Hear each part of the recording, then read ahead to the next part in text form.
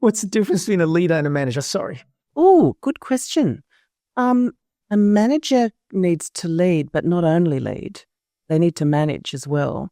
Operational stuff, Yes, execution. yes. So you're becoming more and more a leader as you remove yourself from the staff and you're just managing the 7 managers. You're becoming more a leader and less hands-on, which is a big adjustment for you, obviously. And because you care so much, you're so passionate about your work, that's why it's been a bit of a struggle for you as well. Trusting, it's interesting in the micromanagement research, they're talking about trust, and they're saying that, well, I take a step back first. I know that micromanagement comes from insecurity, and COVID brought out all our insecurities. So why wouldn't you? The managers have been insecure about, how do I do this? I'm not trained for this. But trusting is giving the staff autonomy, is trusting that you employed them or your managers employed them. And so they've already made a decision that they can be trusted. They want autonomy. They want to learn and grow and be able to make mistakes. That's about learning and growing. And that's a growth organisation, a growing learning organisation that we now know is the most productive type of organisation. It ties in with psychosocial safety, which is now legislated in Australia, where staff have to be able to feel safe to make a mistake, to call out where they think a plan's been poorly scoped, where project management is falling out of the timing that was designed to be completed by. Happens also. Yeah, put their hands up, call things out, and own mistakes and own problem areas that they don't understand or they don't have education around or they need more training in. You say feel safe to try things and make mistakes. Yeah. That's so powerful. Yeah. That's another level of what I was talking about. That's it. Give them room. Yeah. Yes, you've got to give them room, but they need to feel safe within that room. They can make the mistake and they can be, okay, look, I've stuffed up yesterday, I did a blah, blah, blah. This week, I really intend to get on top of it and come up with another plan. And I'm pretty confident I'm going to turn it around. I mean, wouldn't that be nice if the conversation gets to that level of transparency and confidence? Yeah. And then you've got a much more engaged staff member. My PhD area was on engagement, work engagement, which is basically about loving and liking your work. So cognitively you're engaged, you really like it, but passionately you love it as well. And imagine. And what are the key elements that you, from if you remember, key elements to that? Share with us 3 things. This was back in 2004. Yeah. In 2004, the world experts changed a lot. Yeah, they all said everyone engages the same way. Now, I come from corporate. My first career was in the corporate world. It wasn't a psychologist to start with. What was it? I started out as a technical writer at Westpac. I got headhunted by Fujitsu, who doubled my salary because I spoke Japanese. So basically, I knew the difference between the way I engaged in my work as a corporate worker versus a clinician was completely different.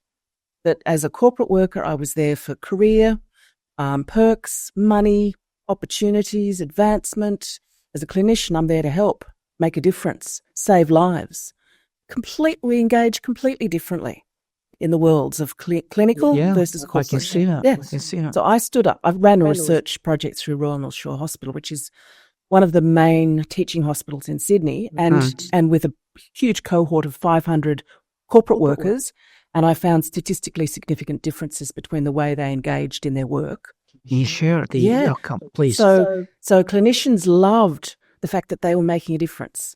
Corporates loved the fact that they were selling more than the person next to them in sales. They were getting promoted.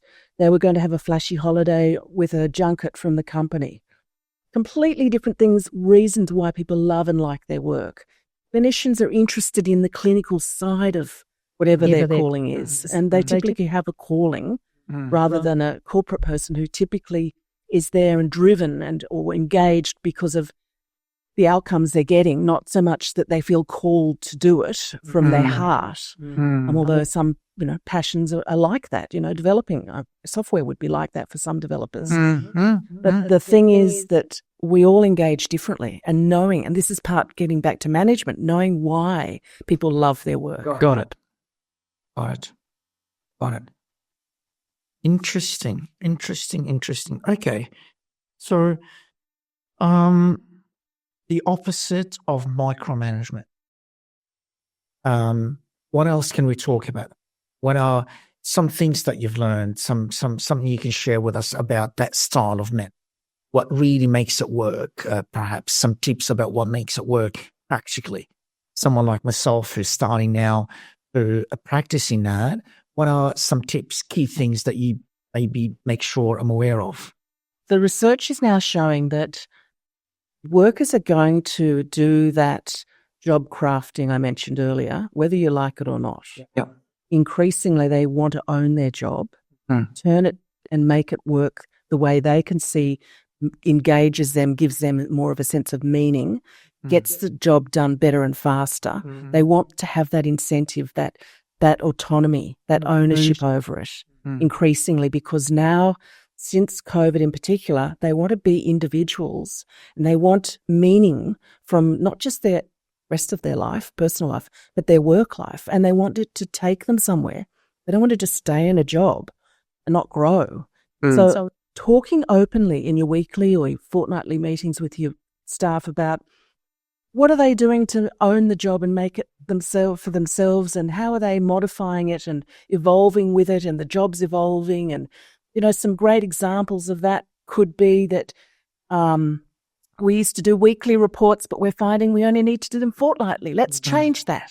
We've discovered that saves us time, and we're all then meeting our targets better.